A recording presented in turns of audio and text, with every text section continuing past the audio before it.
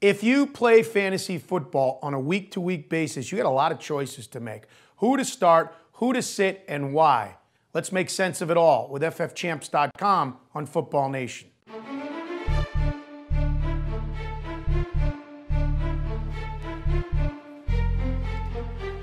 It's week 4, Billy Enright, and at ffchamps.com, I'm looking for advice on guys to start and guys to sit. I drafted pretty well. I have 2 top quarterbacks on most of my teams. Who am I starting for quarterbacks this week?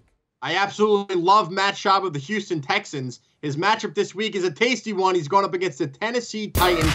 They are allowing the most fantasy points to opposing quarterbacks.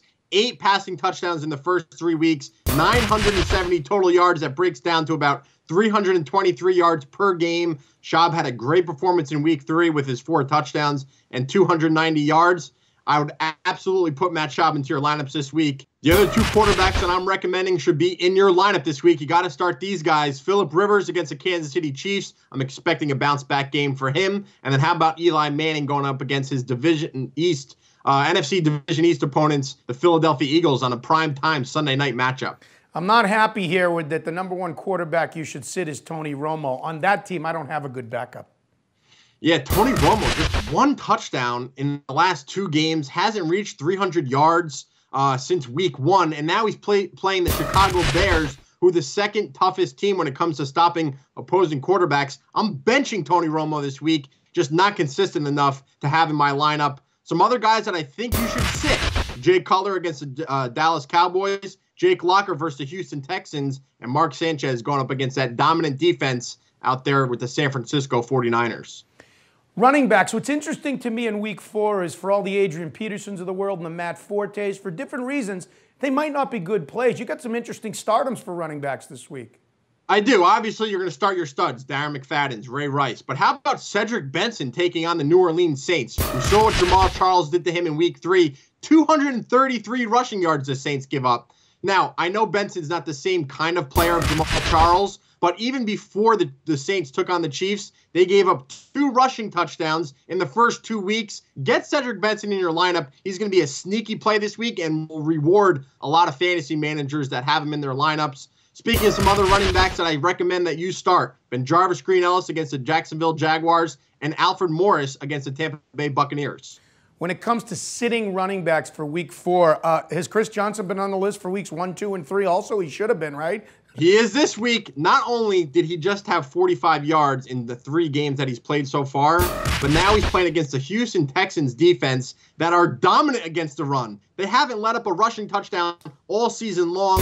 No fantasy running back has gotten over 8 points when they're taking on the Texans. Put Chris Johnson on your bench. It's time to cut loose with him from your starting lineup. Some other running backs that I'm sitting this week, I think you should too. Sean Green against the 49ers. Jonathan Stewart, DeAngelo Williams against the Atlanta Falcons. For stardoms for wide receivers, DeSean Jackson has been a guy that was drafted like a stud, finally signed his contract. You got him as a stardom this week. I do, and the reason why is he's an absolute New York Giant killer, Butch. 2009, check out what he did. 256 yards for 2 touchdowns against the Giants. 2010, 105 yards and that huge punt return at the end of the game that cost the Giants a playoff spot. Now, in 2011, he had a quiet year, but we all know he was unhappy with his contract. I think D-Jax is going to take it to the New York Giants this week. He's a deep flyer. Expect him to catch a lot of long passes for touchdowns on that primetime Sunday night game. Some other wide receivers that should be in your starting lineups have really good matchups. Vincent Jackson going against the Washington Redskins, and Lance Moore taking on the Green Bay Packers. When it comes to sit-em wide receivers, it's clear you do not like this Cowboys-Bears matchup. I don't, because their defenses are really good.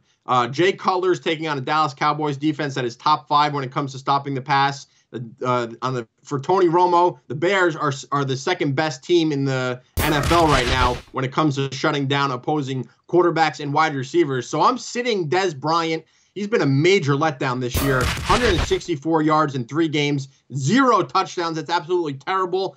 Get him out of your lineups. He's not going to have a good game in week 4. Here's 3 other wide receivers you don't want in your lineup. You need to sit these 3 guys this week as well. Santonio Holmes going against the San Francisco 49ers. Brian Hartline's playing against the Arizona Cardinals. And you don't want Kenny Britt in your lineup. he's taking on the Houston Texans. Tight ends, Billy. Give me 2 tight ends I have to start and why this week. Jacob Tamme going against the Oakland Raiders. We saw what Heath Miller did, 2 touchdowns for the Pittsburgh Steelers when he took on the Raiders in week 3. Now, I know Tammy's been a little bit of a disappointment. A lot of fantasy managers expected him to have a good year since he was reunited with Peyton Manning and all that jazz when they were back with the Indianapolis Colts. But I think Tamme is going to rebound from his first 3 poor performances. He should get into the end zone against the Oakland Raiders. And I'm also starting Kyle Rudolph versus the Detroit Lions. When it comes to sitting tight ends, I would imagine even though Rob Gronkowski only had 2 catches for 21 yards last week, you can't possibly sit him. No, we always start our studs. Rob Gronkowski, Jimmy Graham, Tony Gonzalez. Those guys are always going to be in your lineups. We have the start your stud rule at ffchamps.com. Greg Olsen is a guy that I'm not starting, not on the stud list. The Atlanta Falcons really shut down Antonio Gates in week 3. Greg Olsen had a big game, 98 yards against the Giants in week 3, but the Falcons know how to stop the tight end. So that's not good news for Greg Olsen. I'm leaving him on the bench. Another guy I think you should leave on the bench is Fred Davis going against the Tampa Bay Buccaneers. There's your stardom and sit-ems for week 4 in the NFL, according to Bill Enright and FF Champs. For all your information, for rankings, for advice, you can't do it alone. Go to ffchamps.com. This is FF Champs on Football Nation.